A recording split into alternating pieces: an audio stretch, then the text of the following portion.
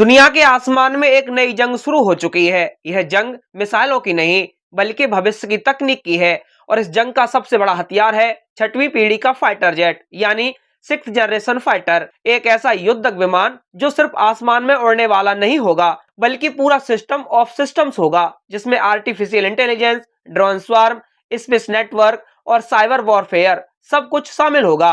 ऐसा हम इसलिए बता रहे हैं क्योंकि इसी दौड़ में अब भारत भी पूरी ताकत से उतरने की तैयारी कर रहा है।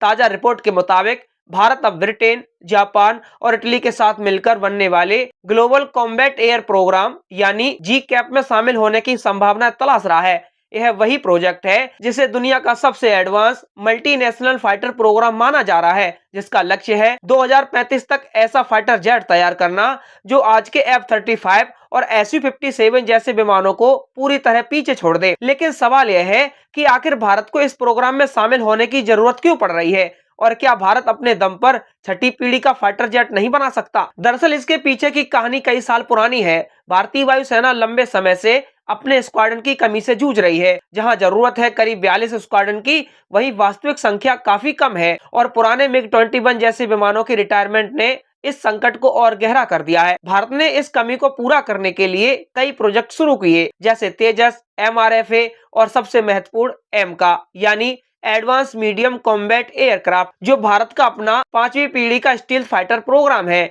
लेकिन जैसे जैसे दुनिया छठी पीढ़ी की ओर बढ़ रही है, भारत के सामने चुनौती यह है कि वह इस टेक्नोलॉजी रेस में पीछे न रह जाए। यही कारण है कि भारत अब अंतर्राष्ट्रीय साझेदारी की ओर देख रहा है और सबसे बड़ा विकल्प सामने है जी कैप यानी ग्लोबल कॉम्बैट एयर प्रोग्राम। यह प्रोग्राम साल 2022 में शुरू हुआ था, जब ब्रिटेन, जापान और इटली ने अपने अपने अलग अलग प्रोजेक्ट्स को मिलाकर एक साझा फाइटर बनाने का फैसला किया। इस प्रोग्राम का उद्देश्य सिर्फ एक फाइटर जेट बनाना नहीं है बल्कि एक पूरा कॉम्बैट इकोसिस्टम तैयार करना है, जिसमें एक मैन फाइटर जेट होगा, उसके साथ उड़ने वाले ड्रोन होंगे जिन्हें लॉयल विंगमैन कहा जाता है, और इन सबको जोड़ने वाला एक हाई स्पीड डेटा नेटवर्क होगा जिसे कॉम्बैट क्लाउड कहा जाता है। इसका मतलब यह है कि भविष्य का युद्ध सिर्फ पायलट नहीं लड़ेंगे बल्कि AI, ड्रोन और डेटा मिलकर लड़ेंगे। अब अगर भारत इस प्रोग्राम में शामिल होता है तो उसे क्या फायदा होगा? सबसे बड़ा फायदा होगा टेक्नोलॉजी एक्सेस, क्योंकि छठी पीढ़ी के फाइटर जेट में जो तकनीक इस्तेमाल हो रही है, जैसे directed energy weapons, advance stealth, quantum sensor और AI ड्रिवन कॉम्बैट सिस्टम, इन्हें अकेले विकसित करना बेहद महंगा और समय लेने वाला काम है। दूसरा फायदा होगा समय की बचत। अगर भारत अकेले छठी पीढ़ी का फाइटर जेट बनाता है तो उसे 2040 या उससे आगे तक इंतजार करना पड़ सकता है, लेकिन जी कैप में शामिल होकर वह 2035 तक तैयार होने वाले सिस्टम का हिस्सा बन सकता है। तीसरा फायदा है रणनीतिक साझेदारी, क्योंकि इस प्रोग्राम में शामिल देश सिर्फ टेक्नोलॉजी शेयर नहीं करेंगे बल्कि एक दूसरे के साथ मिलकर भविष्य के युद्ध की रणनीति भी तय करेंगे। लेकिन कहानी इतनी आसान नहीं है। जी कैप में शामिल होना भारत के लिए चुनौतीपूर्ण भी हो सकता है, क्योंकि इस प्रोग्राम में पहले से ही 3 देशों के बीच काम का बंटवारा तय हो चुका है। ऐसे में भारत को शायद सीमित भूमिका मिल सके। इसके अलावा एक और विकल्प भी भारत के सामने है और वो है FCAS यानी फ्यूचर कॉम्बैट एयर सिस्टम, जो फ्रांस, जर्मनी और स्पेन का प्रोजेक्ट है। FCAS और जी कैप के बीच सबसे बड़ा फर्क यह है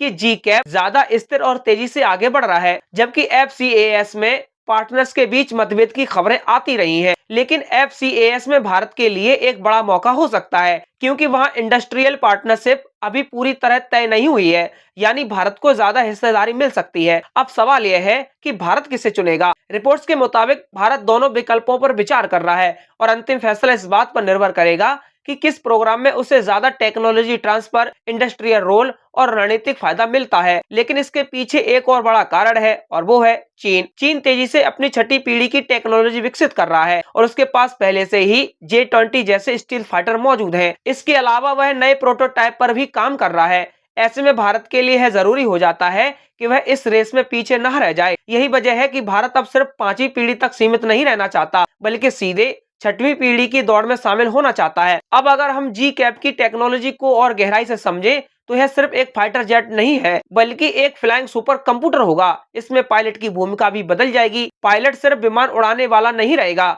बल्कि एक मिशन कमांडर होगा जो अपने साथ उड़ रहे ड्रोन, मिसाइल और नेटवर्क सिस्टम को कंट्रोल करेगा। इस फाइटर में AI इतना एडवांस होगा कि वह खुद दुश्मन की चाल को समझकर प्रतिक्रिया दे सकेगा। इसके अलावा इसमें हाई पावर लेजर वेपन्स भी हो सकते हैं जो दुश्मन की मिसाइलों को हवा में ही नष्ट कर देंगे। और सबसे बड़ी बात, यह फाइटर पूरी तरह नेटवर्क सेंट्रिक होगा, यानी यह सैटेलाइट, ग्राउंड स्टेशन, नेवी और दूसरे एयरक्राफ्ट से रियल टाइम में जुड़ा रहेगा।